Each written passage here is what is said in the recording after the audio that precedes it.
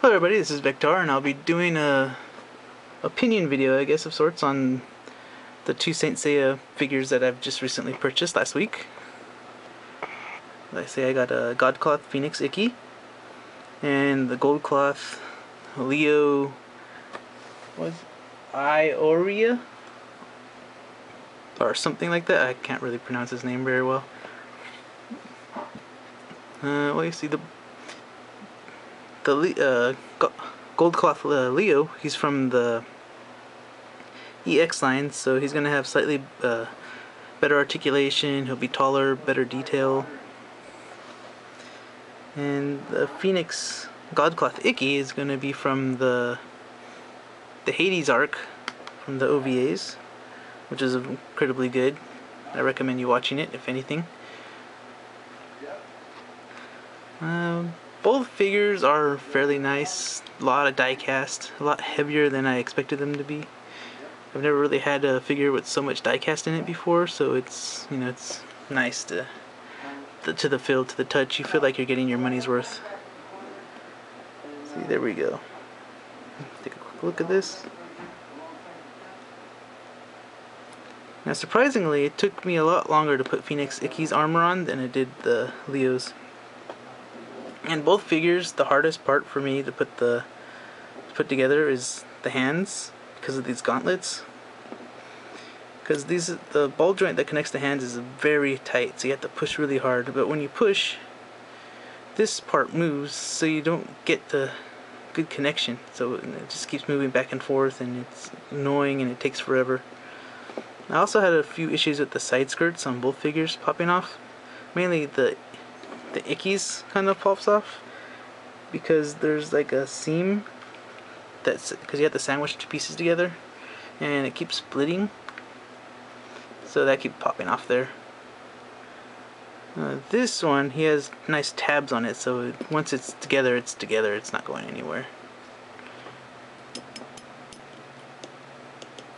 As you can see, both figures have pretty much the same amount of die cast, like the shoulders, most of the waist armor, the legs, the arms. On both, they're pretty heavy, tight. I also had I had a little problem with this thing right here. This tends to fall off a lot, so I'm trying not to move it too much. On the Ikki, there was a little part, there's like a back skirt part that goes right there. You can probably see the peg hole right there. After it falling off, like for the 100th time, the little peg that connects it to there fell off and flew somewhere, and it's really small, and I can't find it, and I have no idea.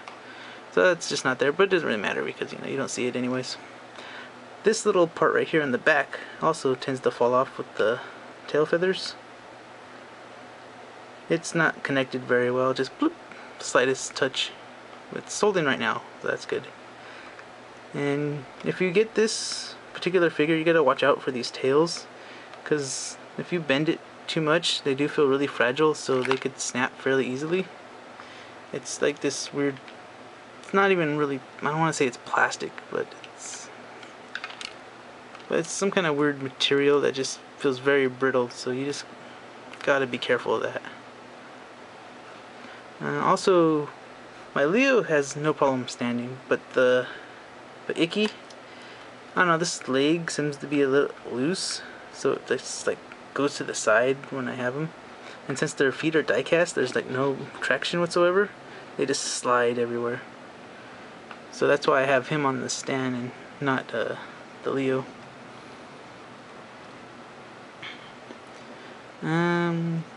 Let's see, the good parts? Like I said, the die cast is amazing. The sculpt is fantastic, the different colors you can see in the armors. The build is pretty fun because you got all the little parts and you have to take everything off and then slide it on and everything, and it got a good amount of facial features, both.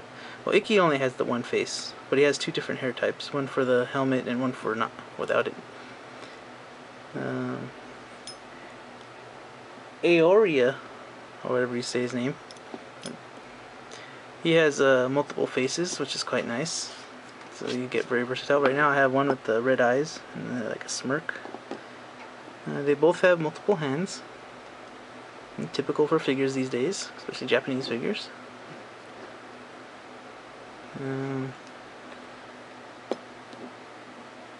What else could I say? He also comes with a cape, but the cape kind of falls off a lot, so I left it off for the moment. What I say, if these are worth the, I don't know, it's $80+ that you're gonna pay for either of these. If you're a real fan of the series, I say yes. You know, they're nice, and you want to get them before they sell out, because these things, you know, like a Figma line, once they're gone, you're lucky if they come out with a, you know, like a re-release or something at some point. And you're just gonna end up paying double if you wait and take your time.